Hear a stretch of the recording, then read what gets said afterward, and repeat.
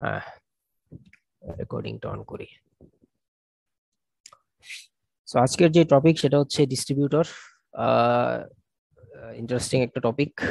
Mathematical ব্যাপার স্যাপার এখানেও আছে, তার আগে কিছু থিওরিটিক্যাল ব্যাপার স্যাপার আমরা দেখব। সো আমাদের একটা পাওয়ার সিস্টেমের স্ট্রাকচার নিয়ে যদি আমরা আসলে ডিল করতে চাই, দেন শুরুতে আমাদের থাকবে হচ্ছে পাওয়ার প্ল্যান্ট। যে পাওয়ার প্ল্যান্টের আসলে বেসিক্যালি কাজটা কি, সে হচ্ছে পাওয়ার জেনারেট করে, জেনারেটস পাওয়ার। আমি বলতে পারি যে পাওয়ার প্ল্যান্ট জেনারেটস পাওয়ার। দেন সেই পাওয়ারটা সে আসলে যেটা করে ট্রান্সমিশন সিস্টেমের হাতে দিয়ে দেয়, যে now it's your turn to deliver the power to distribution system. তো ট্রান্সমিশন সিস্টেম জেনারেশন স্টেশন থেকে পাওয়ারটা নিয়ে ডিস্ট্রিবিউশন যেখানে যেখানে করার দরকার সেগুলোকে আমরা আসলে সাবস্টেশন বলি।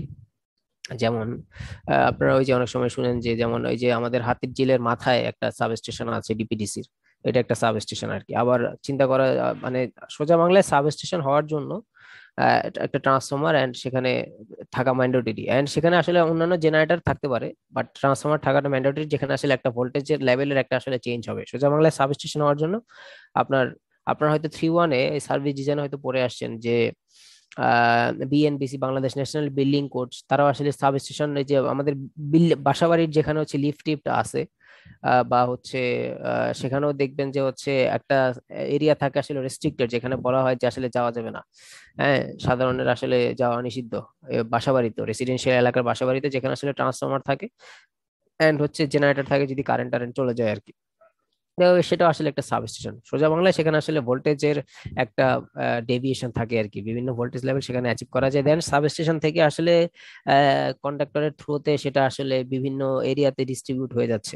তো এখানে সাবস্টেশনের পরে, পাওয়ার সাবস্টেশনের পরে যেটা দেখতে পারতেন সেটাকে আমরা বলতেছি ফিডার। এন্ড তারপরে ফিডার থেকে যাচ্ছে কোথায়, ফিডার থেকে যাচ্ছে হচ্ছে ডিস্ট্রিবিউশন ট্রান্সফরমারে। দেন ডিস্ট্রিবিউশন ট্রান্সফরমারে গিয়ে আরেক দফা সেখানে স্টেপ ডাউন হচ্ছে, যেমন এখানে 33 কেবি থেকে 11 কেবি। এটা নট নেসেসারি যে সবসময় 33 কেবি হবে, এটা এক একটা সাবস্টেশনের রেটিং এক এরকম হতে পারে। এটা 132 কেবি হতে পারে, 230 কেবি হতে পারে, বা এখানে মাল্টি স্টেজে থাকতে পারে। এই স্টেজে মাল্টি স্টেজ ডিভাইড দিতে পারে। সাপোজ ধরেন এখান থেকে আমি 700 কেবি পাঠাচ্ছি, সেটাকে আমি স্টেপ ডাউন করে 230 কেবিতে আনলাম, সেটাকে আবার স্টেপ ডাউন করে 132 কেবিতে আনলাম, সেটাকে আবার স্টেপ ডাউন করে 33 কেবিতে আনলাম, বা 66 কেবিতে আনলাম, দেন সেটাকে আবার 33 কেবি, আমার যেখানে আসলে যতটুকু দরকার আর কি। এইভাবে আমরা আসলে মাল্টি স্টেজে সেটাকে আসলে করতে পারি আর কি। নট নেসেসারি যে এটা অলওয়েজ 33 কেবি হবে আর কি। তারপরে সেখান থেকে আসলে আমরা এই যে তারটা, এটাকে আমরা আসলে বলি আসলে ডিস্ট্রিবিউটর। যেমন এখানে এখানে আমি লিখে রাখছি ডিটিআর, ডিটিআর এ, ডিটিআর বি। এটাকে আমরা আসলে বলি আসলে ডিস্ট্রিবিউটর। যদি আরেকটু ভালো ভিজুয়ালাইজেশন দিয়ে আসলে যদি জিনিসটাকে যদি আসলে রিপ্রেজেন্ট করতে চাই, তাহলে আসলে ফিডার আসলে কি, হোয়াট ইজ ফিডার? ফিডার হচ্ছে আসলে, আচ্ছা, তার আগে এই ফিডার টিডার বলার আগে আসলে ডিস্ট্রিবিউশনটা সিস্টেমটা নিয়ে আসলে কিছু কথা বলা দরকার, কারণ যেহেতু আপনাদের জন্য ডিস্ট্রিবিউশনটা আসলে একেবারেই নিউ। সো ডিস্ট্রিবিউশন সিস্টেমটা আসলে কি, পাওয়ার সিস্টেমের যেই ফিল্ড বা যেই পার্ট ইলেকট্রিক পাওয়ারকে লোকালি ইউজ করার জন্য ডিস্ট্রিবিউট করে, সেই পার্টকে বেসিক্যালি ডিস্ট্রিবিউশন সিস্টেম বলা হয়। আবার বলতেছি একদম ইজি জিনিস, যে পাওয়ার সিস্টেমের যেই পার্ট বা যেই অংশটা ইলেকট্রিক পাওয়ারটাকে লোকালি ইউজ করার জন্য আপনি ইউজ করতে যাচ্ছেন, তা আপনাকে তো আসলে পাওয়ারটা সেখানে দিতে হবে, ডিস্ট্রিবিউট করে দিতে হবে। তো সেই যেই পোর্শনটা আপনাকে পাওয়ারটা ডিস্ট্রিবিউট করে দিচ্ছে বা ডেলিভার করে দিচ্ছে, সেই পোর্শনটাকে আমরা আসলে বলি distribution system. Basically distribution system is nothing but a conductor through which electric power is distributed to local consumers. এভাবে আমরা চিন্তা করতে পারি যে এটা একটা কন্ডাক্টর, যে কন্ডাক্টরের থ্রুতে আসলে ইলেকট্রিক পাওয়ারটা কনজিউমারের কাছে পৌঁছে যাচ্ছে। তো সেই ডিস্ট্রিবিউশন সিস্টেমেই আমাদের সার্টেন কিছু টার্ম আছে। একটা টার্ম হচ্ছে ফিডার, মানে এটার যে শুরু, এই শুরুটাই হচ্ছে আসলে ফিডার থেকে, সাবস্টেশন থেকে আসলে এটা শুরু। ফিডারটা কি? ফিডারটা হচ্ছে একটা কন্ডাক্টর, যেটা হচ্ছে আপনারা যেমন এখানে লাল কালার দিয়ে দেখতে পারতেছেন, যে ফিডারটা হচ্ছে একটা কন্ডাক্টর, যেটা আসলে কি করে, যেটা আসলে পাওয়ার সাবস্টেশন এবং যে সকল এরিয়াতে পাওয়ারটা ট্রান্সফার হবে সেই এরিয়াটাকে আসলে কানেক্ট করে। সাপোজ ধরেন যে আমি আসলে থাকি বাড্ডা এলাকায়, তো এখানে বাড্ডার আশেপাশে হয়তো কোনো একটা জায়গায় সাবস্টেশন আছে। তো এই যে সেই যে ওই সাবস্টেশন থেকে যে বাড্ডা, আমি যে এলাকায় থাকি সেখানে তো এই কানেকশনটা আসছে হচ্ছে একটা ওয়্যারের থ্রুতে, তো সেটাকে আসলে আমি একটা ফিডার বলতে পারি। আবার হয়তো সেই সাবস্টেশনের থ্রুতে হয়তো হয়তো বসুন্ধরাও কানেক্টেড, হয়তো নদ্দা এলাকাও আসলে কানেক্টেড। তো ওই ওগুলাও আসলে আমাদের ফিডার হিসেবে আমরা কনসিডার করতে পারি আর কি। তো বেসিক্যালি পাওয়ার সাবস্টেশন থেকে মাল্টিপল ফিডার আসলে বের হয়, একটা ফিডার না। মাল্টিপল ফিডার বের হয়, এর কারণ হলো যদি কোনো ডিস্ট্রিবিউশন ট্রান্সফরমারের ফল্ট হয়, আপনারা অনেক সময় দেখেন যে হচ্ছে ঠাস করে বৃষ্টি হচ্ছে, ট্রান্সফরমারের কি যেন একটা মানে বার্স্ট হইলো, আবার সাথে সাথে কিন্তু দেখবেন যে 5-6 মিনিট পরে কিন্তু কারেন্ট চলে আসে। তো এই যে এটা তাহলে কি মানে ইলেকট্রিসিটির লোক ওখানে বসেই থাকে যেটা কখন বার্স্ট হবে আর আমি সাথে সাথে গিয়ে এটা ঠিক করে 5 মিনিটের মধ্যে ইলেকট্রিসিটি নিয়ে আসবে, ব্যাপারটা কি এরকম? মোটেই তো এরকম না। মাল্টিপল ফিডার থাকে, আমাদের মাল্টিপল ফিডার থাকে, যখনই আসলে কোনো একটা ফিডারের আমার কানেকশন লস্ট হয়ে যাবে আমার তখন অন্য ফিডারের থ্রুতে আসলে কানেকশন কন্টিনিউটি আসলে মেনটেন হবে আর কি। সো এরপরে আমি আমার সুইটেবল টাইমে গিয়ে যেই ফিডারে আসলে বা যেই ট্রান্সফরমারে আসলে প্রবলেম হয়েছে বা আমাদের আসলে মেনটেনেন্সও যাইতে হয়, আমরা 4 4 মাস 5 মাস পর পর হয়তো মেইনটেনেন্সে গিয়ে দেখি যে আসলে এখানে ট্রান্সফরমারের অয়েল ঠিক আছে কিনা। অয়েলটা কেন দেখতে হয়? যে কুলিং কুলিং পারপাসে দেখতে হয় যে আসলে অয়েলের ইনসুলেশন লেভেল ঠিক আছে কিনা। অয়েলের ইনসুলেশন লেভেল যদি কমে যায় তাহলে অয়েলটা চেঞ্জ করে দিতে হবে, বা তারে আসলে কোথাও ছিটে টিটে গেছে কিনা। এই যখন আমি আসলে ইন্সপেকশনে যাই তখন তো আসলে আমরা লাইনটা অন রাখি না। সাপোজ আপনারা হয়তো অনেক সময় যে মাইকিং এ শুনেন আগামীকাল দুপুর সকাল 10টা থেকে দুপুর 3টা পর্যন্ত এই বিদ্যুৎ থাকবে না। কেন থাকবে না? এটা তারা মাইকিং করে আগের দিন বলে দিচ্ছে, কজ ওই সময় তারা আসলে মেইনটেনেন্সে আসবে। তো লাইন অন রেখে তো আসলে মেইনটেনেন্স করা যায় না। হ্যাঁ, এখন কথা হচ্ছে যে ওই একটা লাইনের থ্রুতে যদি একটা পুরো এরিয়া যদি আসলে সাপ্লাই বা সাপ্লাই পাইতো তাইলে আসলে ধরেন পুরা বাড্ডা এরিয়া একটা লাইনের থ্রুতে সাপ্লাই, তাহলে পুরো বাড্ডা এরিয়ায় সকাল 10টা থেকে দুপুর 2টা পর্যন্ত কারেন্ট নেই। কিন্তু আসলে ব্যাপারটা তো এরকম ঘটতেছে না। বাড্ডার মধ্যে উত্তর বাড্ডা আছে, মধ্য বাড্ডা আছে, আপনার দক্ষিণ বাড্ডা আছে। সো ব্যাপারটা তো এরকম না, হয়তো উত্তর বাড্ডা হয়তো কোনো একটা গলিতে হয়তো তারা মেইনটেনেন্সে গেছে।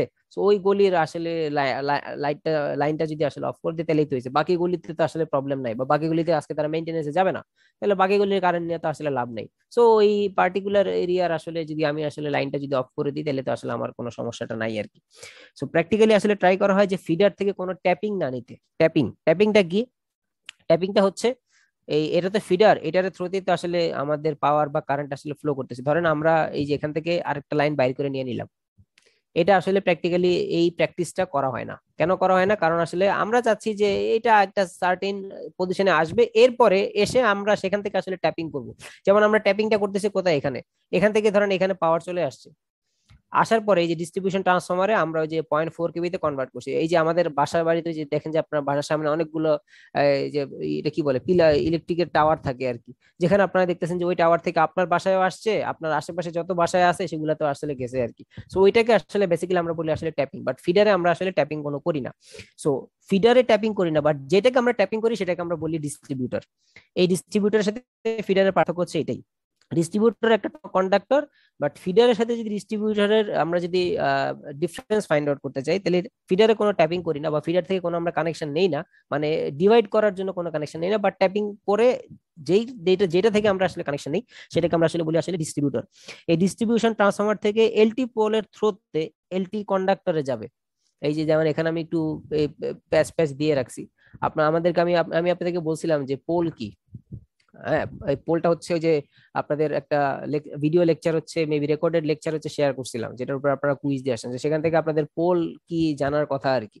হ্যাঁ, স্টিল পোল, তারপরে আরসিসি পোল। তো আমাদের এখানে ওই বেসিক্যালি এখন তো আরসিসি পোল আসলে যদিও মজবুত, মানে আরসিসি পোল হচ্ছে ওই যে আপনার এটা কি বলে আহ ওই ঢালাই করা আর কি, মানে আমাদের বাসার পিলারের মতো এরকম ইট বালু সিমেন্ট রডের থ্রুতে ঢালাই করে। এটা গ্রাম অঞ্চলে যদিও দেখা যায়, ঢাকায় এখন হয়তো স্টিল টাওয়ারের প্র্যাকটিসটাই বেশি আর কি। আরসিসি পোলও আছে, নাই যেমন না। তো এই ওই পোলে যাবে, দেন পোলের থ্রুতে আপনারা তো দেখছেন যে সেখান থেকে একটা তার আমাদের বাসায় আসে, যেখানে ওই এনার্জি মিটারটা যেখানে থাকে সেখান থেকে সেখানে চলে আসে আর কি। সো এই যে এনার্জি মিটারে যে তারটা আসে সেটাকে আবার নাম দিছি আমরা সার্ভিস মেইন। সার্ভিস মেইন মানে এটার থ্রোতেই তো আসলে সার্ভিসটা আমরা পাচ্ছি আর কি, মেইন সার্ভিসটা পাচ্ছি আসলে এটার থ্রোতে। সো দ্যাটস ওয়াই সেটাকে আমরা আসলে নাম দিই আসলে সার্ভিস মেইন। সো আমাদের এই ডিস্ট্রিবিউশন সিস্টেমটা এই তিনটা স্টেজে আসলে আমরা ডিভাইড করতে পারি। একটা হচ্ছে ফিডার, যেটা আসলে আমাদের সাব স্টেশন এন্ড হচ্ছে ডিস্ট্রিবিউশন ট্রান্সফরমারটাকে আসলে কানেক্ট করে। যেমন আসানলের কথা যদি বলি, আপনারা দেখবেন যে হয়তো আপনাদের দেখার কথা, আপনারা তো আর নিউ না আর কি, মানে এখনো যারা 1 1 1 2 তারা দেখুন আসানুল্লাহ দর্শন হয়তো ওইভাবে পায় নাই। আপনারা তো মোটামুটি অনেকটা সময় ক্যাম্পাসে ছিলেন, একদম গেট থেকে বেরোতে দেখবেন একটা ট্রান্সফরমার আছে, এটা কি খেয়াল করছেন নাকি?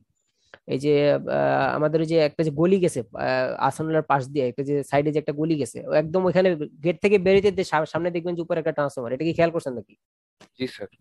তো ওইটা যেটা করে আসলে আমাদের আহসানুল্লাহর তো আসলে ডিমান্ড বেশি, প্রত্যেকটা ক্লাসরুমে মোটামুটি এসি আছে, চলুক আর না চলুক। আর আসলে কন্টিনিউয়াস সাপ্লাই তো আসলে দরকার আর কি। তো আমাদের হয়তো 440 ভোল্টে আমাদের হয় না, আমাদের হয়তো 10 কেবি, আমাদের 11 কেবি বা 10 কেবির মতো লাগে আর কি।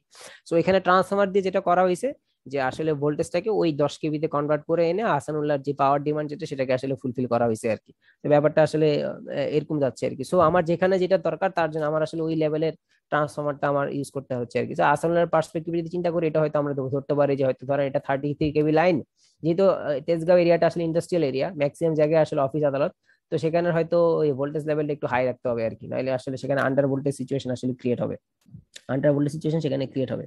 তো ওই 33 কেবি থেকে ধরেন আমি 10 কেবিতে বা 11 কেবিতে আসলে কনভার্ট করে নিলাম। তো এখন এই ডিস্ট্রিবিউশন সিস্টেমের আসলে কি কি রিকোয়ারমেন্ট থাকতে হবে আমি যদি এখানে দেখি, এখানে অবশ্য এটা ইনক্লুড করি নাই, কেন করি নাই আমি নিজেও জানি না। আচ্ছা, স্লাইডে আছে, মেবি স্লাইড দেখি।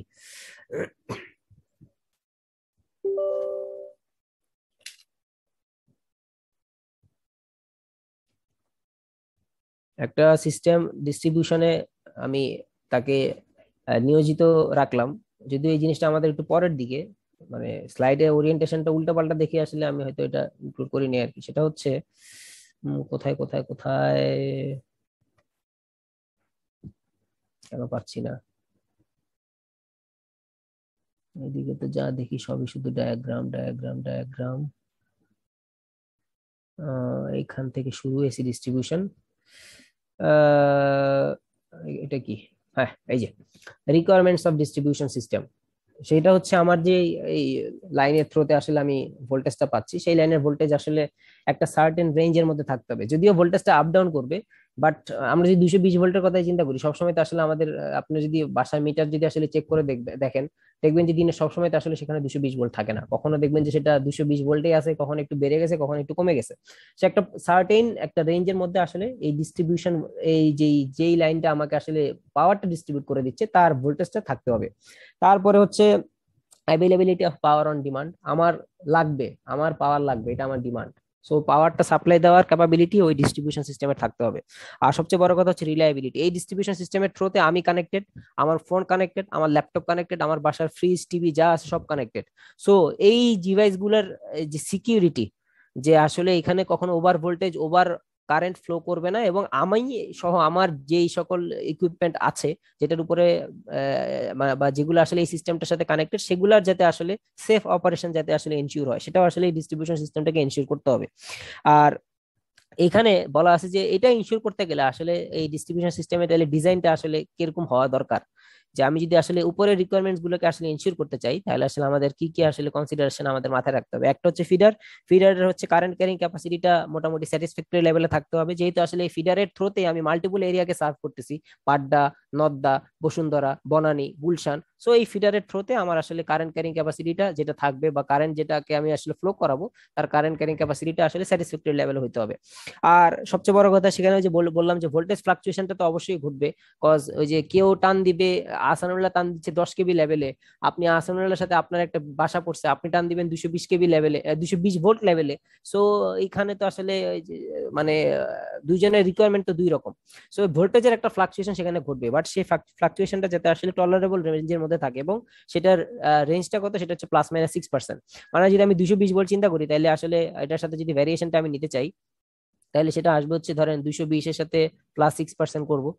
হ্যাঁ, 220 প্লাস 220 × 6%, এটা একটা হতে পারে, আর একটা হতে পারে 220 -220 × 6%। এইটুক রেঞ্জে হয়তো একটা ভ্যারিয়েশন আমরা এখানে অ্যাকসেপ্ট করতে পারি আর কি। এর বেশি ভ্যারিয়েশন হইলে সেখানে হয়তো ওভার ভোল্টেজ, মানে ভোল্টেজ বেশি বেড়ে গেলেও সমস্যা, ভোল্টেজ কম হয়ে গেলেও আবার হচ্ছে সমস্যা আর কি। ভোল্টেজ বেশি বেড়ে গেলে কি সমস্যা, যদি আমার পাওয়ারটা কনস্ট্যান্ট থাকে আমার তাহলে কারেন্ট কমে যাবে। হ্যাঁ, আমার লোডে ধরেন আমার পাওয়ার হচ্ছে, ধরেন আমি চিন্তা করলাম 1 কিলোওয়াট, লেট পাওয়ার হচ্ছে 1 কিলোওয়াট। এখন আমার পাওয়ারটা ধরেন আমার কনস্ট্যান্ট, আমার যে লোডটা সেই লোডটা তো আর চেঞ্জ হচ্ছে না, আমার যে লাইট সেই লাইটটা তো আর চেঞ্জ হচ্ছে না, ধরেন লাইটটা 1 কিলোওয়াট পাওয়ার আসলে কনজিউম করবে। এখন যখন আসলে আমি তাকে 220 ভোল্টের চেয়ে বেশি দিচ্ছি, তখন তো আসলে এই 1 কিলোওয়াট দিতে গিয়ে ওখানে কারেন্ট সাপ্লাইটা কমে যাচ্ছে, আইটা কমে যাচ্ছে। আবার যখন 220 ভোল্টের চেয়ে কম কম ভোল্টেজ দিচ্ছি, তখন ওই 1 কিলোওয়াট মেনটেন করতে গিয়ে পাওয়ার কারেন্ট আবার বেড়ে যাচ্ছে। তো এইটা তো আসলে মানে একটা একটা সার্টেন রেঞ্জের মধ্যে থাকলে আমার ডিভাইসের রিলায়েবিলিটিটা আসলে আমি ইনশিওর করতে পারি, বাট সেটার ফ্লাকচুয়েশন লেভেল যদি অনেক হাই হয়, যে আসলে 10% +-10% লেভেলে ফ্লাকচুয়েশন হচ্ছে, তাহলে তো সেটা আসলে আমার লোডের জন্য আসলে এটা ড্যামেজ ক্রিয়েট করতে পারে, লোডের ইনসুলেশন ড্যামেজ হতে পারে। আর আমি যদি লোডের সংস্পর্শে থাকি, সাপোজ আমি বা গোসল করে আসছি, ঠান্ডা ঠান্ডা লাগতেছে, গরম লাগতেছে, আমি একটু কোল্ড ড্রিঙ্কস খাইতে চাই। ফ্রিজটা খুললাম, তো এই আমি ফ্রিজে খুললাম, এই ফ্রিজে তো আপনারা দেখছেন হয়তো বডিতে ওই যে এই যে এটা কি বলে, ওই যে শোলার টুকরা, এই যে প্লাস্টিকের মতো, ওইটা হচ্ছে ইনসুলেশনে থাকে আর কি। তো ওইটা যদি ড্যামেজ হয়ে যায় সামহাও, এবং আমার তো মানে শরীর ভিজা ভিজা অবস্থায় তো মানুষের শরীরের রেজিস্ট্যান্স আরো কমে যায়। তো ওই অবস্থায় যদি আল্লাহ না করে যদি একটু লিকেজ কারেন্ট এই ফ্রিজের ওই কন্ডেন্সার টন্ডেন্সার থেকে একটু লিক করে আমার বডির মধ্যে আসতে পারে, তাহলে হয়েছে কাজ। একদম অবস্থা খারাপ আর কি। তো এরকম যাতে আসলে না হয়, যে আসলে এটার ভ্যারিয়েশনটা যেটা, সেটা যাতে আসলে এই একটা সার্টেন একটা টলারেবল রেঞ্জে আসলে থাকে আর কি। এখন এই ডিস্ট্রিবিউশন সিস্টেমটাকে আমরা আসলে ক্লাসিফাই করতে পারি দুইটা ওয়েতে। একটাকে আমরা বলতে পারি আসলে ডিসি ডিস্ট্রিবিউশন, আর একটাকে আমরা বলতে পারি হচ্ছে এসি ডিস্ট্রিবিউশন। আমাদের এই টপিকে আমরা বাই ডিফল্ট শুধুমাত্র হচ্ছে ডিসি ডিস্ট্রিবিউশনটা দেখবো, এসি ডিস্ট্রিবিউশনটা আমাদের এই কোর্সে ইনক্লুডেড নেই। কারণ হচ্ছে ওই যে আমরা তো আসলে ডিসি ডিস্ট্রিবিউশন কেন আসলে করতেছি, আমরা আসলে অ্যাকচুয়াল যেটা আসলে মানে ফেজ আর কি, ডিসিতে তো আসলে ফেজ কোয়ান্টিটি মানে আমাদের এই যে যেটা আমরা করি, আমাদের তো মানে এই আমরা যে কানেক্টেড, এখানে তো আমরা আসলে ফেস সাইডে কানেক্টেড। ডিসিতে তো আসলে ওই line to line R quantity বলে কিছু নেই, আমরা তো লাইন টু লাইন কোয়ান্টিটির মাঝে আমাদের লোড গুলো কানেক্টেড না। একটা লাইভ, একটা নিউট্রাল, এই হচ্ছে আমাদের লোডটাকে ফ্যান লাইট যা আছে না কেন ঘুরানোর জন্য যাই বলি না কেন, একটা লোড আর একটা নিউট্রাল, এইটা হলে লাইভ আর একটা নিউট্রাল হলে হচ্ছে আর কি। সো আমরা তো আসলে ওই পার্সপেক্টিভে চিন্তা করলে আমরা আসলে ওই ডিসি ডিস্ট্রিবিউশন সাইডে আছি আর কি। তো সেই হিসাবে আমরা আসলে ডিসি ডিস্ট্রিবিউশনটা দেখবো। আর যদিও এসি ডিস্ট্রিবিউশনের আসলে অ্যাডভান্টেজ আছে ডিসি ডিস্ট্রিবিউশনের চেয়ে, ডিসি ডিস্ট্রিবিউশনের অ্যাডভান্টেজ আছে। এসি ডিস্ট্রিবিউশন অ্যাডভান্টেজটা কি, এসি ডিস্ট্রিবিউশন হচ্ছে আপনার ইকোনমিক্যালি ইফেক্টিভ, এন্ড হচ্ছে এটা আসলে ট্রান্সমিট করে এক জায়গা থেকে আরেক জায়গায়, যে ট্রান্সমিট করি আমরা তো ওয়েবের প্রপার্টিজ মেনটেন করে আসলে ট্রান্সমিট করি আর কি। সো এটা ট্রান্সমিট করাটা আসলে হচ্ছে ইজি আর কি। আর কনস্ট্রাকশনের উপর বেস করে আমরা তো দেখেই ফেলছি যে আমাদের দুই প্রকারের কনস্ট্রাকশন হওয়া পসিবল। একটা হচ্ছে মাথার উপর দিয়ে ডিস্ট্রিবিউশন হওয়া পসিবল, আর একটা হচ্ছে মাটির নিচ দিয়ে, যেটা হচ্ছে আন্ডারগ্রাউন্ড কেবল। যদিও এই জিনিসগুলো আমরা দেখে আসছি ট্রান্সমিশন সেক্টরে, বাট ডিস্ট্রিবিউশন সেক্টরেও কিন্তু আসলে এটা অ্যাপ্লিকেবল, যে আমি ওভারহেড লাইনের থ্রুতে পাওয়ারটা ডিস্ট্রিবিউট করে দিব, নাকি আমি আসলে আন্ডারগ্রাউন্ড কেবলের থ্রুতে আমরা আসলে পাওয়ারটাকে ডিস্ট্রিবিউট করে দিব, আমি দুইটাই আমাদের হতে পারে। আর কানেকশনের উপর বেস করে এটাকে আবার হচ্ছে তিনটা ক্যাটাগরিতে ভাগ করা যায়। একটা হচ্ছে আপনার, এখানে কি স্লাইডে এটা আছে কিনা আমি জানি না, আমাদের আমরা যখন পড়ছিলাম তখন আসলে যে জিনিসগুলো ছিল আর কি। একটা হচ্ছে আপনার রেডিয়াল ডিস্ট্রিবিউশন। রেডিয়াল ডিস্ট্রিবিউশন আমি যদি এখানে একটু লিখি, আপনারা হয়তো দেখার জন্য দেখতে পারেন। এটা হচ্ছে আপনারা ইয়ার বইতে পাবেন। এটা কার বই, একটু আগে বললাম এই বইটার রাইটারের নাম আমার মনে থাকে না। এই বইটার নাম হচ্ছে আপনার মেহতার বই, হ্যাঁ মনে পড়ছে, মেহতার বইতে আপনারা আসলে এই ডিস্ট্রিবিউটর গুলো সম্পর্কে আপনারা জানতে পারবেন, বা কানেকশন প্যাটার্ন সম্পর্কে আপনারা জানতে পারবেন আর কি। একটা হচ্ছে রেডিয়াল রেডিয়াল কানেকশন, আরেকটা হচ্ছে রিং মেইন কানেকশন, রিং মেইনটা হয়তো আমরা দেখবো, আর একটা হচ্ছে inter connection. So practically Bangladesh বা বিশ্বের যেটা পাওয়ার সিস্টেম যেগুলো, সেগুলো আসলে ইন্টার কানেক্টেড। ইন্টার কানেক্টেড একটা এরিয়ার সাথে আরেকটা এরিয়া, এটা আসলে ইন্টার কানেক্টেড আর কি। হ্যাঁ, যাতে একটা এরিয়া আমার যদি আইসোলেট হয়েও যায়, বা একটা এরিয়ার কন্ডাক্টর যদি আমার আইসোলেট হয়ে যায় অন্য এরিয়ার কন্ডাক্টর দিয়ে, যাতে আসলে আমি যাতে কন্টিনিউটি যাতে আসলে মেনটেন করতে পারি আর কি। আর বাংলাদেশে অবশ্য বিভিন্ন জায়গায় রেডিয়াল ডিস্ট্রিবিউশন সিস্টেম দেখা যায়, যেমন উত্তরবঙ্গের ওইদিকে রংপুর টংপুরের ওইদিকে রেডিয়াল ডিস্ট্রিবিউশন সিস্টেম দেখা যায়। রেডিয়াল ডিস্ট্রিবিউশন সিস্টেমের ঝামেলা আছে। ঝামেলা যেটা, সেটা হচ্ছে আপনারা দেখবেন যে অনেক সময় শুনবেন যে ওই যে মোটর মোটর টোটর পুড়ে গেছে ওই সেচের মৌসুমে আসলে, দেখবেন যে উত্তরবঙ্গের ওইদিকে রংপুরের ওইদিকে সেই সেচের মৌসুমে হচ্ছে রাত্রেবেলায় এই পানি টানার মোটর চালাই দিয়ে হচ্ছে খবর নাই ওই কৃষকের, সকালে এটা দেখে যে মোটর টোটর পুরো অবস্থা খারাপ আর কি। সো রেডিয়াল ডিস্ট্রিবিউশন সিস্টেমে আসলে যেটা হয়, ভোল্টেজটা একদম হাইলি ভ্যারি করে। হ্যাঁ, সো মোটরটা আপনার তো আসলে একটা কনস্ট্যান্ট টর্ক, ইন্ডাকশন মোটর যদি আমরা বলি, এটা তো আসলে একটা কনস্ট্যান্ট টর্ক মেশিন আর কি। সো এই কনস্ট্যান্ট টর্ক দিতে গেলে তো তাকে আসলে একটা কনস্ট্যান্ট ভোল্টেজ তাকে কন্টিনিউয়াসলি দিতে হয়, তাহলে তো আসলে সমস্যা আর কি। তো ওইটা মেনটেন করতে না পারলে ওই পুরোটারে যায় আর কি। তো এইসব ব্যাপার স্যাপার আসলে রেডিয়াল ডিস্ট্রিবিউশনে আছে আর কি। এসি ডিস্ট্রিবিউশন যেটা, এসি ডিস্ট্রিবিউশনটাকে আসলে দুইটা ক্যাটাগরিতে, যদি আমরা এসি ডিস্ট্রিবিউশন দেখবো না, বাট এসি ডিস্ট্রিবিউশনটাকে আমরা দুইটা ক্যাটাগরিতে ক্যাটাগরাইজ করতে পারি। একটা হচ্ছে প্রাইমারি ডিস্ট্রিবিউশন, বা যেটাকে আমরা বলতে পারি হাই ভোল্টেজ, আর একটা হচ্ছে সেকেন্ডারি ডিস্ট্রিবিউশন, যেটাকে আমরা আসলে বলি আসলে হচ্ছে low voltage. So high voltage ডিস্ট্রিবিউশনটা আসলে কত কেবি ইনক্লুড করে, এখানে আপনারা হয়তো হাইলাইট করে দেখতে পারতেছেন যে 11 কেবি, 6.6 কেবি, 3.3 কেবি, বা আসলে এটা আরো হায়ার রেঞ্জে হতে পারে, 33 কেবি হতে পারে, 66 কেবিও আসলে হতে পারে। আর লো ভোল্টেজ ডিস্ট্রিবিউশন হচ্ছে 440 ভোল্ট, 230 ভোল্ট বা 220 ভোল্ট যাই বলি না কেন। আমাদের কিছু কিছু ইন্ডাস্ট্রি আছে যাদের বেশি পাওয়ার রিকোয়ারমেন্ট, এই মানে পাওয়ার রিকোয়ারমেন্ট একটু হাই। এই পাওয়ার রিকোয়ারমেন্টটা হচ্ছে আপনি 440 ভোল্ট 220 ভোল্ট লাইন দিয়ে ফুলফিল করা সম্ভব না, বিকজ আপনি যদি 220 ভোল্টের লাইনে যদি আপনি চিন্তা করেন, 220 ভোল্টের লাইনের জন্য কারেন্ট তো আসলে ওই লেভেলেই হবে। আবার 33 কেবির লাইনের কথা যদি আমি চিন্তা করি, তাহলে ইন কম্পারিজন টু 220 ভোল্টের লাইন, 33 কেবি লাইনের কারেন্টও কিন্তু আসলে বেশি হবে। তো আমার যদি মানে রিকোয়ারমেন্ট যদি আসলে বেশি হয়, যেমন অস্টের রিকোয়ারমেন্ট তো আসলে 220 ভোল্ট দিয়ে ফিল আপ করা সম্ভব না।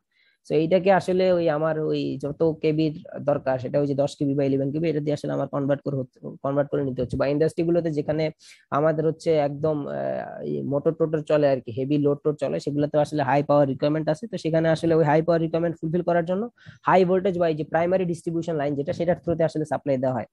আবার এই ফ্যাক্টরি গুলোর নিজস্ব ট্রান্সফরমার থাকে, যারা ওই যেটা করে যে ধরেন আপনি তাকে 33 কেবি থেকে সাপ্লাই দিলেন, বাট তার আসলে 33 কেবি দরকার নাই। এখন ধরেন পাশাপাশি 10টা ফ্যাক্টরি, কারো 33, কারো দরকার হচ্ছে আসলে 1 কেবি, কারো দরকার হচ্ছে 5 কেবি, কারো দরকার হচ্ছে 7 কেবি। তা আপনি কি তাহলে এক একটা ফ্যাক্টরির জন্য এক একটা লাইন বের করবেন নাকি? আপনার তো ওই কাজ নাই। আপনি বলবেন যে আমি 33 কেবি লাইন দিয়ে দিচ্ছি, আপনি ট্রান্সফরমার নিজে ইউজ করবেন। এবার আপনি আপনার পছন্দ মতো ওই 33 কেবিকে আপনি 1 কেবিতে কনভার্ট করে নিবেন, নাকি 3 কেবিতে কনভার্ট করে নিবেন, নাকি 10 কেবিতে কনভার্ট করে নিবেন, এটা আপনার ইচ্ছা। আপনার জন্য আমি তো বিভিন্ন বিভিন্ন লাইন দিতে পারবো না। এখানে যদি এরকম 100টা এরকম ইন্ডাস্ট্রি থাকে, আমি কি 100টার জন্য 100 রকমের লাইন সাপ্লাই দিব নাকি? আমি একটাই লাইন দিচ্ছি, 33 কেবির একটা লাইন দিয়ে নিচ্ছে, আপনি এখান থেকে কানেকশন নেন, নিয়ে এরপর ট্রান্সফরমার আপনি ইউজ করেন, ইউজ করে আপনি আপনার রিকোয়ারমেন্ট অনুযায়ী সেটাকে স্টেপ আপ স্টেপ ডাউন যা করার করে নেন। আচ্ছা, এই হচ্ছে আমাদের এসি ডিস্ট্রিবিউশনের কাহিনী। ডিসি ডিস্ট্রিবিউশন কি হচ্ছে, এটা অনেক কাহিনী। এটার উপর একটা ছবিও আছে, আপনারা হয়তো অনেকে দেখছেন। ওই আপনাদের মানে এটা তো আসলে এডিসনের কাহিনী আর কি। ডিসিটা তো আসলে বেসিক্যালি এডিসনের হাত দিয়ে আসা আর কি। তো এডিসন যখন আসলে ল্যাম্প আবিষ্কার করলেন, তখন ওই ল্যাম্প গুলো ছিল আসলে ডিসি। এই ডিসি ল্যাম্পকে পাওয়ার আপ করার জন্য আসলে হচ্ছে কি ডিসি কারেন্ট। বাট ডিসি এর প্রবলেম হলো যে আমরা যখন এই ডিসিটাকে ট্রান্সমিট করতে যাই, সাপোজ সেন্ডার থেকে রিসিভারের কাছে ডিসিটাকে ট্রান্সমিট করতে চাই, তখন এটার জন্য আই স্কোয়ার লসটা হচ্ছে বেশি, এবং লস বেশি হয় যেটা হচ্ছে যে ভোল্টেজটা রিকোয়ার্ড রেঞ্জে পাওয়া যায় না। মানে আপনি সেন্ডার, আপনি রিসিভারকে পাওয়ারটা পাঠাচ্ছেন, পাওয়ারের মধ্যে ভোল্টেজ আছে, কারেন্ট আছে, সো লাইনের মধ্যে মেজরিটি অফ ভোল্টেজ ড্রপ হয়ে গেল এবং আই স্কোয়ার লস হয়ে গেল। রিসিভার রিসিভ করতে করতে যা পাইলো সেটা নিয়ে আসে আসলে সন্তুষ্ট না। তো এই জন্য আসলে যেটা দেখা গেল যে আসলে আমাদের এই এসিটা আসলো আর কি। আর যেটা আসছে হচ্ছে ওয়েস্টিং হাউসের, না মেবি ওই লোকের নাম হচ্ছে ওয়েস্টিং হাউস, আমার ঠিক এক্স্যাক্টলি মনে নেই আর কি।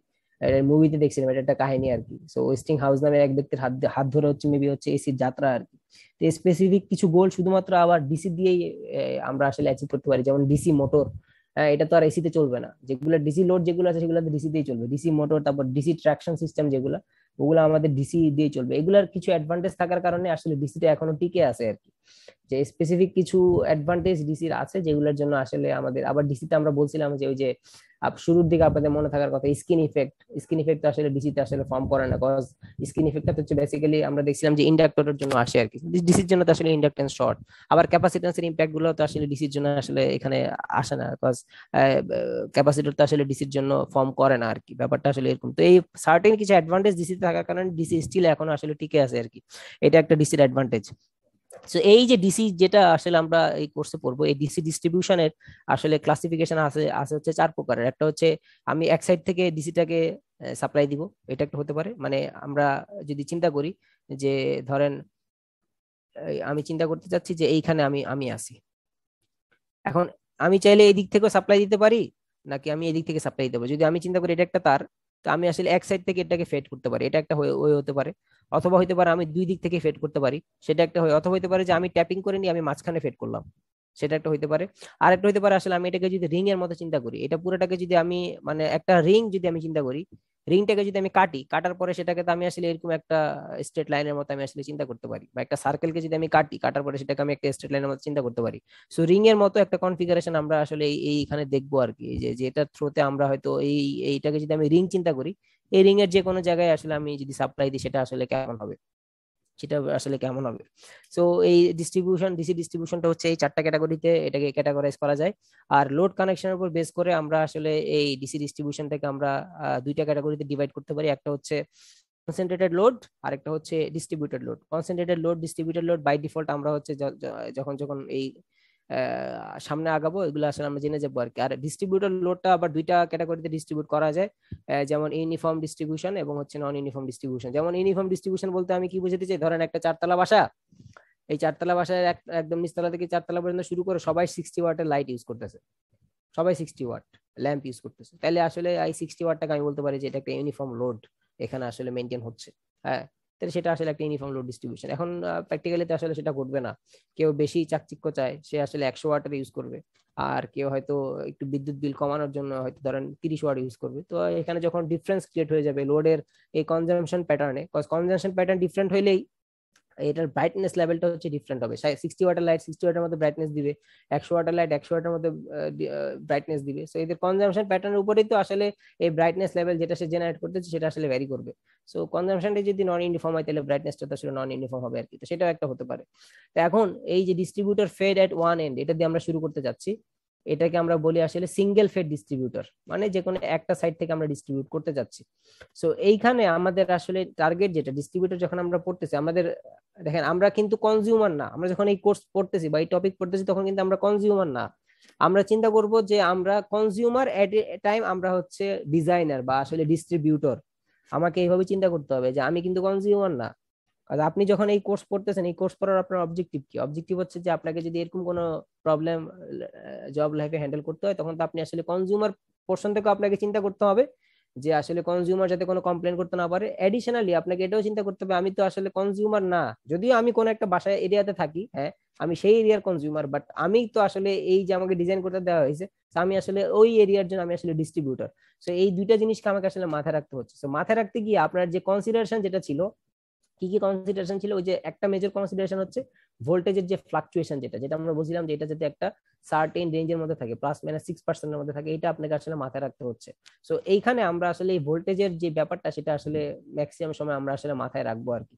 আমরা ভোল্টেজের যে ব্যাপারটা যেটা সেটাই আমরা ম্যাক্সিমাম সময় এখানে আসলে এই এটাকে ইম্পর্টেন্স দিব।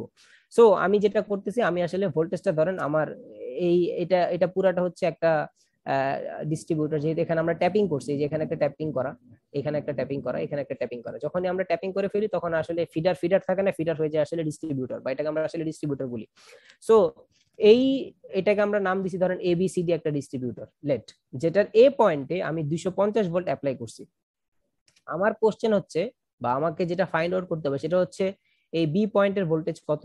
যদি আমি এ পয়েন্টে 250 ভোল্ট অ্যাপ্লাই করি তাহলে কি বি পয়েন্টে 250 ভোল্টই পাবো, সি পয়েন্টেও কি 250 ভোল্ট পাবো, ডি পয়েন্টে কি 250 ভোল্ট পাবো, সেটা কত আমি তো জানি না আসলে কত, সেটা ফাইন্ড আউট করতে হবে। আর হচ্ছে এই যে আমি তো আসলে এভাবে চিন্তা করতে যাচ্ছি যে এটা পুরোটা একটা তার, যেই তারের এইখানে হচ্ছে আমি আসলে 250 ভোল্ট অ্যাপ্লাই করছি, তো এই তারের তো আসলে রেজিস্ট্যান্স আছে, তারের মধ্যে দিয়ে যখন আসলে কারেন্টটা ফ্লো করবে এখানে একটা ভোল্টেজ ড্রপ হবে, তার মানে 250 ভোল্ট যদি আমি এইখানে দেই এই পর্যন্ত আস্তে আস্তে সেটা আসলে কিছুটা কমে যাবে, কজ রেজিস্ট্যান্সের কারণে লাইনের মধ্যে কিছু পরিমাণ ড্রপ হবে।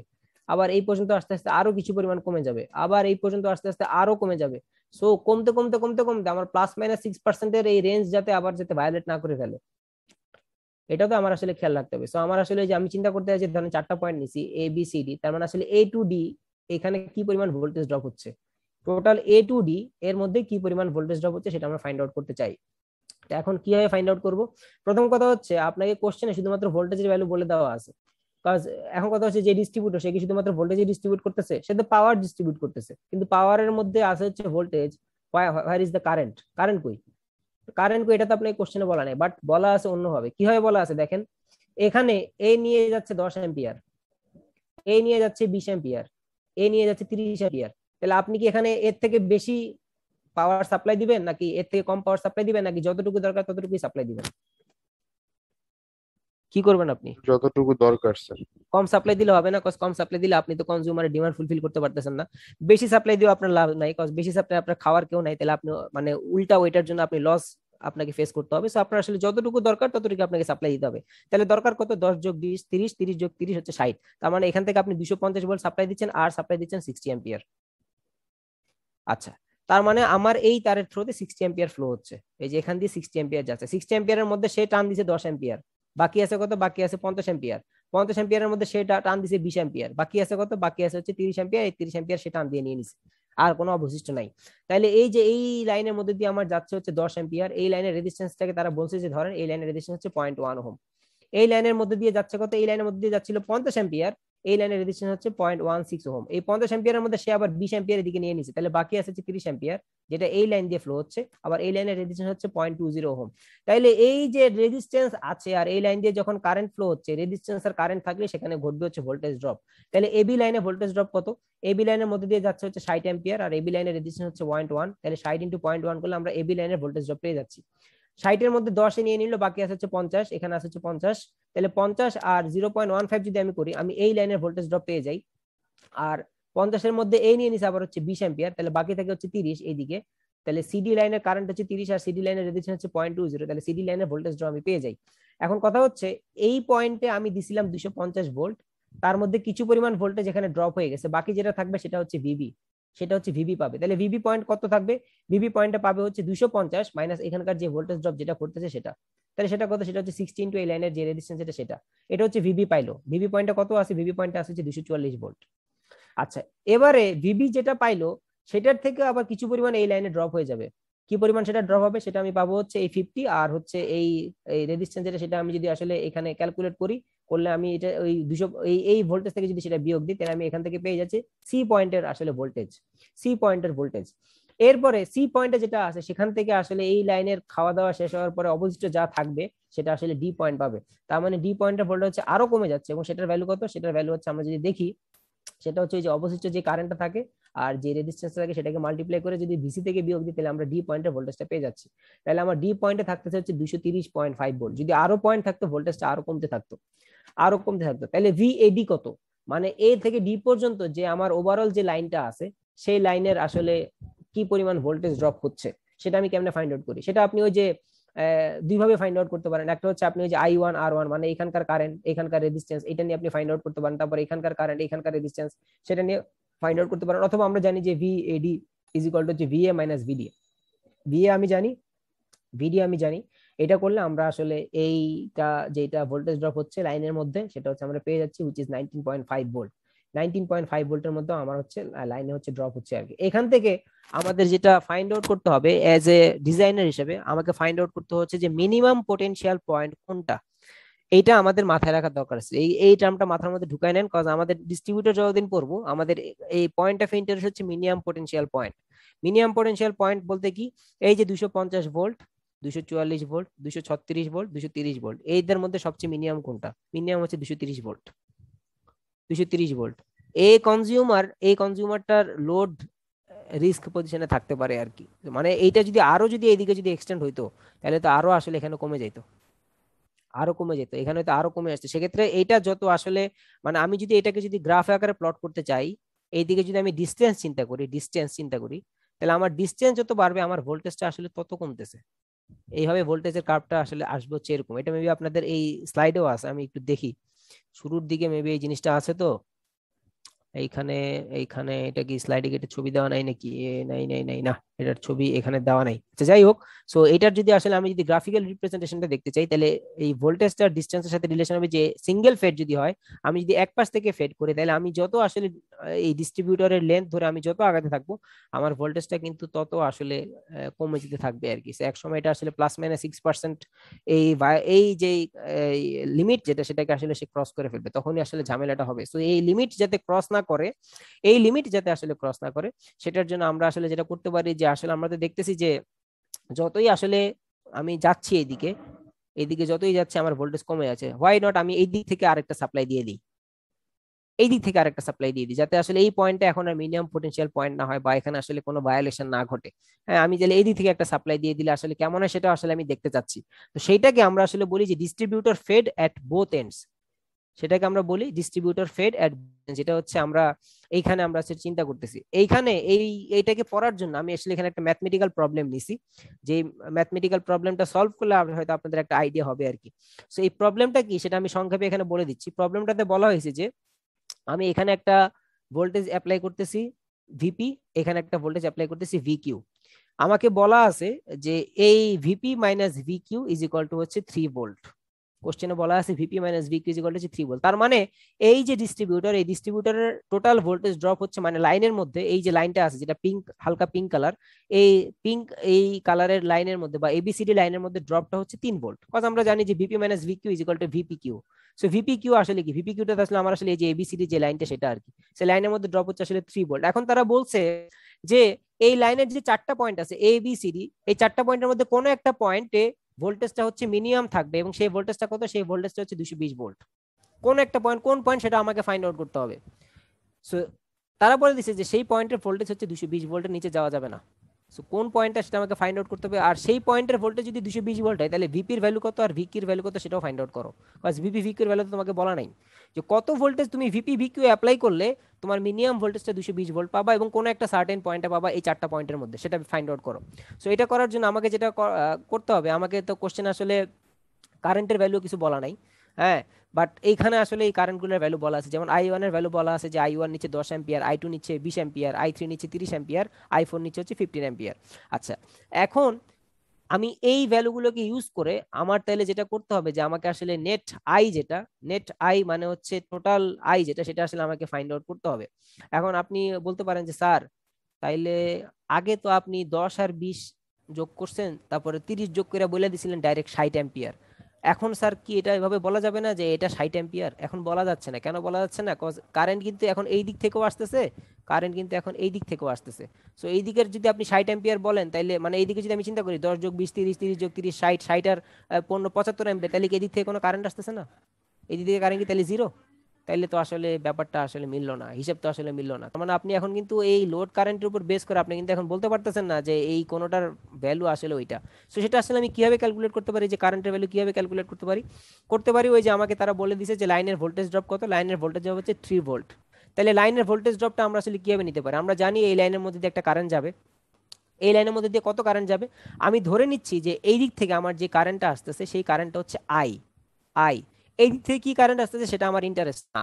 এই দিক থেকে কারেন্ট একটা আসতেছে সেটা আমার, সেটা নিয়ে আমি ইন্টারেস্টেড না। আমি যে কোনো একটা সাইড নিয়ে আমি চিন্তা করতে চাচ্ছি যে এই দিক থেকে যে কারেন্টটা আসতেছে। আপনাদের মনে হতে পারে যে স্যার এই সাইডটা নিলে কি হইতো, কোনো কোনো সমস্যা হতো না, একই জিনিসই পাইতাম। আমি চিন্তা করতেছি এই পাশ থেকে একটা কারেন্ট আসতেছে আই, সো আইটা এই দিক থেকে যাচ্ছে, এই যে আইটা এই দিক দিয়ে যাচ্ছে। এই আই এর মধ্যে একজন 10 অ্যাম্পিয়ার টান দিয়ে নিয়ে গেছে, একজন এদিকে 10 এমপি টান দিয়ে নিয়ে গেছে, তাহলে আই এর মধ্যে আর বাকি থাকে কত? বাকি থাকে হচ্ছে I-10। এই লাইনের মধ্যে যাচ্ছে হচ্ছে I-10। এই I-10-এর মধ্যে থেকে একজন আবার 20 এমপিয়ার টান দিয়ে নিয়ে গেছে, তাহলে I-10 মাইনাস 20, এখানে থাকবে হচ্ছে I-30। তারপরে এইখানে একজন আবার হচ্ছে 30 এমপিয়ার টান দিয়ে নিয়ে গেছে, তাহলে এইদিকে থাকবে হচ্ছে আমার I-30 মানে হচ্ছে I-60। আর এদিকে তো আসলে টানাটানির কিছু নাই। তার মানে আমার এই লাইনের কারেন্টগুলো আমি পেয়ে গেছি, একটা হচ্ছে I-10, একটা হচ্ছে I-30, একটা হচ্ছে I-60। আর এই লাইনের রেজিস্ট্যান্সগুলো আমি জানি, which is 0.1 ohm, 0.15 ohm, 0.12 ohm. তাহলে কারেন্ট আর রেজিস্ট্যান্সকে যদি আমি নেই, নিয়ে যদি সামেশন করি, সেই সামেশনটা আমার টোটাল ভোল্টেজ ড্রপ যেটা 3 ভোল্ট সেটা হওয়া উচিত অ্যাকর্ডিং টু তারা যেই ভোল্টেজ ড্রপের কথা বলে দিছে। তো আমি আসলে এখানে সেটাই করছি যে current resistance, current resistance, current resistance করে তাদের যদি সামেশন নেই, সেটা আসলে আমার ভোল্টেজ ড্রপের ইকুয়াল হওয়া উচিত। তাহলে এগুলাকে ক্যালকুলেট করে আমরা আই এর ভ্যালুটা ফাইন্ড আউট করে ফেলছি। আই এর ভ্যালু কত আসছে? আই এর ভ্যালু হচ্ছে 45.55 অ্যাম্পিয়ার। আই এর ভ্যালু কত? আই এর ভ্যালু হচ্ছে 45.55 অ্যাম্পিয়ার। এবং আইটা আমি ধরছিলাম কোন সাইড থেকে? আইটা আমি ধরছিলাম হচ্ছে এই সাইড থেকে। তাহলে এবার আই এর ভ্যালু আমি আবার এইখানে আবার বসাবো, যে এবার আমার আই এর ভ্যালু তো আমি পেয়ে গেছি। আমি তাকে আই একটা ভ্যারিয়েবল ধরে আমার আই এর ভ্যালুটা ফাইন্ড আউট করার দরকার ছিল, এবং সেই ভ্যালুটা আমি পেয়ে গেছি, হুইচ ইজ 45.55 অ্যাম্পিয়ার। তাহলে এই দিক থেকে 45.55 আসতেছে। তার মধ্যে এ টান দিয়ে নিয়ে গেছে 10 অ্যাম্পিয়ার, বাকি থাকে কত? 35.55 অ্যাম্পিয়ার। তাহলে এখানে আসবে হচ্ছে 35.55 অ্যাম্পিয়ার। এ টান দিয়ে নিয়ে গেছে হচ্ছে 20 অ্যাম্পিয়ার, তাহলে বাকি থাকবে কত? এইদিকে বাকি থাকবে হচ্ছে 15.55 অ্যাম্পিয়ার। এ টান দিয়ে নিয়ে গেছে 30 অ্যাম্পিয়ার, তাহলে এখানে এবার কত থাকা উচিত? এখানে কত থাকা উচিত? নেগেটিভ চলে আসে। নেগেটিভ থাকার উচিত, কিন্তু আমি ডিরেকশন চিন্তা করছি কোন দিকে? আমি তো ডিরেকশন চিন্তা করছি এই দিকে। তো এই ভ্যালুটা যদি নেগেটিভ আসে, তার মানে অ্যাকচুয়াল ডিরেকশনটা কোন দিকে? এই দিকে না? জি স্যার। এটা কি বুঝতে পারতেছি? আমি কিন্তু আগে ডিরেকশন চিন্তা করছিলাম এই দিকে, সবগুলো এই দিকে, এই দিকে। বাট আমার ভ্যালু পজিটিভ ছিল, এই জন্য এগুলো ডিরেকশন একই দিকে ছিল। বাট এই পয়েন্টে, যে সি পয়েন্টের পরে এসে আমি যেটা দেখতেছি যে আমার এখানে ভ্যালুটা চলে আসে আসলে নেগেটিভ। তা আমার কনসিডার ডিরেকশন ছিল এই দিকে, বাট আমি অ্যাকচুয়াল যে ভ্যালু পাইছি সেই ভ্যালুর সাথে যদি আমি আসলে ম্যাচ করতে চাই, তাহলে অ্যাকচুয়াল ডিরেকশনটা আসলে এই দিকে। তাহলে আমি যদি এটার উপর বেস করে আমি যদি নিচের দিকে যাই, এই যে দেখেন এখানে আমি আসলে ভ্যালুগুলো বসাই দিছি, যে এখানে 45.55, এদিকে 10 চলে গেছে, তার মানে এখানে থাকে হচ্ছে 35.55, এদিকে 20 চলে গেছে, থাকে হচ্ছে 15.55, এদিকে 30 চলে গেছে, তাহলে এইদিকে থাকে হচ্ছে -14.45। তার মানে তার অ্যাকচুয়াল ডিরেকশন এই দিকে না, তার অ্যাকচুয়াল ডিরেকশন হচ্ছে এই দিকে। তার অ্যাকচুয়াল ডিরেকশন হচ্ছে এই দিকে। এটা কি শুধু সি পয়েন্টটার জন্য না? শুধু সি পয়েন্টের জন্য, শুধু সি পয়েন্টের জন্য, কজ আমার রিভার্সটা হয়েছে কোন পয়েন্ট থেকে? সি পয়েন্ট থেকে না? জি এখানে স্যার। 50.55 ছিল, তারপরে এখানে 30 নিয়ে নিয়েছে, তাহলে আসলে সি পয়েন্টের পর থেকে তো আসলে আমার রিভার্সটা শুরু। এখন আমরা আসলে ওহমস ল থেকে কি জানি, যে আমরা একটা কন্ডাক্টরে দুই প্রান্তে যদি পোটেনশিয়াল ডিফারেন্স ক্রিয়েট করতে পারি, তাহলে সেই কন্ডাক্টরের মধ্যে দিয়ে কারেন্ট ফ্লো হবে। পোটেনশিয়াল ডিফারেন্স মানে হচ্ছে হাই পটেনশিয়াল, লো পটেনশিয়াল। আপনি চিন্তা করে দেখেন, এটা একটা হাই পটেনশিয়াল, এখান থেকে এখানে কারেন্ট ফ্লো হচ্ছে, এটা একটা লো পটেনশিয়াল। আবার এইটার পার্সপেক্টিভে এইটা আরেকটা লো পটেনশিয়াল, এই জন্য এখান থেকে এখানে কারেন্ট ফ্লো হচ্ছে। আবার এইটার পার্সপেক্টিভে এইটা আরেকটা লো পটেনশিয়াল, যার জন্য এইখান থেকে এখানে কারেন্ট ফ্লো হচ্ছে। আর আমি যদি এই পাশ থেকে চিন্তা করি, এইটা আমার হাই পটেনশিয়াল, এটার পার্সপেক্টিভে এইখান থেকে এখানে কারেন্ট ফ্লো হচ্ছে। আবার এইটার পার্সপেক্টিভে এইখান থেকে এখানে কারেন্ট ফ্লো হচ্ছে, তার মানে অ্যাকচুয়ালি পুরো এবিসিডির মধ্যে লো পটেনশিয়ালটা আসলে কে, সেটা হচ্ছে সি। এবিসিডি সবাই কিন্তু লো পটেনশিয়াল, বাট এই চারজনের মধ্যে কম্পারিজনে সবচেয়ে লো পটেনশিয়াল হচ্ছে সি। এটা কি বোঝা গেছে? কজ এ থেকে বি তে কারেন্ট হচ্ছে, তার মানে এ বি এর থেকে হাই। বি থেকে সি এ কারেন্ট হচ্ছে, তার মানে বি সি এর থেকে হাই। আবার সি থেকে ডি তে কিন্তু কারেন্ট ফ্লো হচ্ছে না, কারেন্ট ফ্লো হচ্ছে ডি থেকে সি এর দিকে, তার মানে সি আর ডি এর মধ্যে ডি কিন্তু হাই।